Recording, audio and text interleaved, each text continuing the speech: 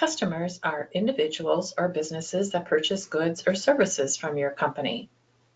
Customer setup stores the same details in the setup of names, but additionally maintains accounting details.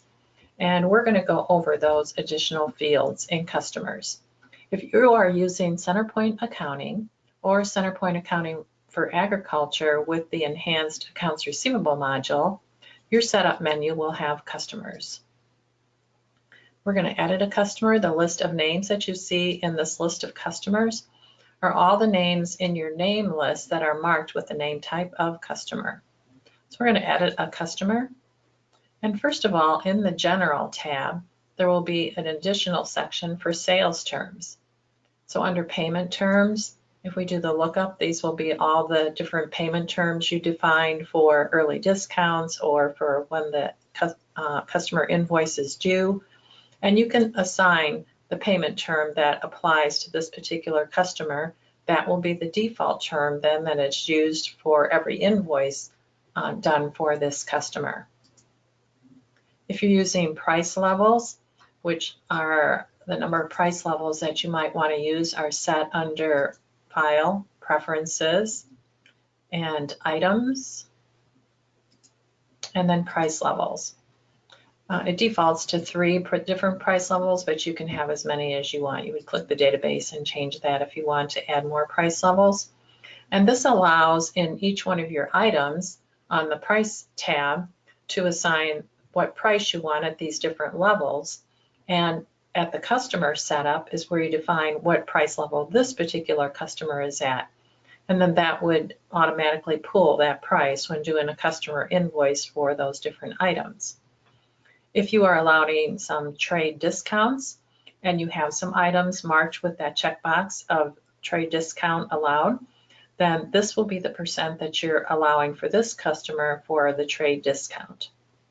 Over on the right, if you are using credit limits, which again is a preference under File, Preferences, and this time under Customer Invoices and Credit Limits.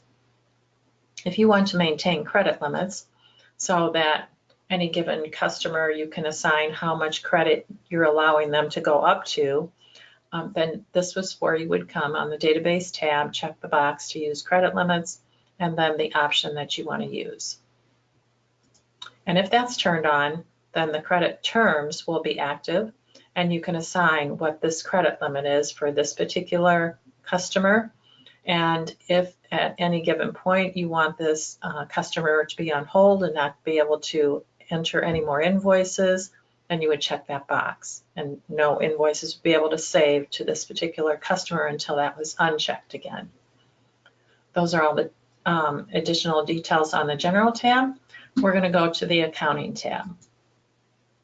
On the Accounting tab, it will supply the different balances that are there for that particular customer and company. If you have multiple companies, you can select the company, and each company would have its balances. So for this particular company and for this fiscal year, you can select the year also, and the balances will change for that year.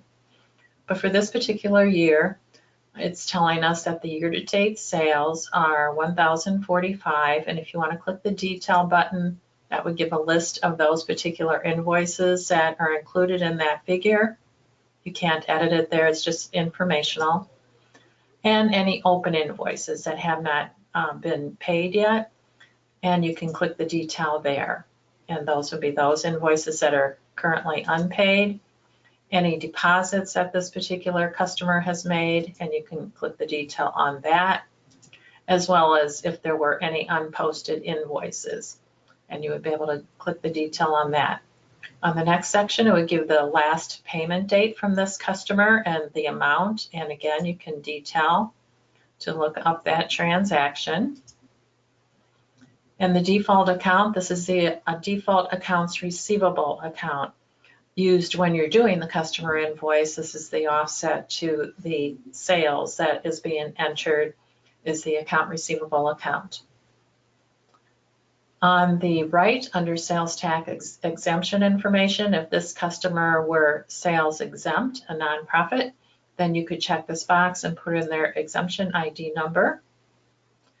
And then down at the bottom under other information is a billing statement type if you want a balance forward on the statement or an open item.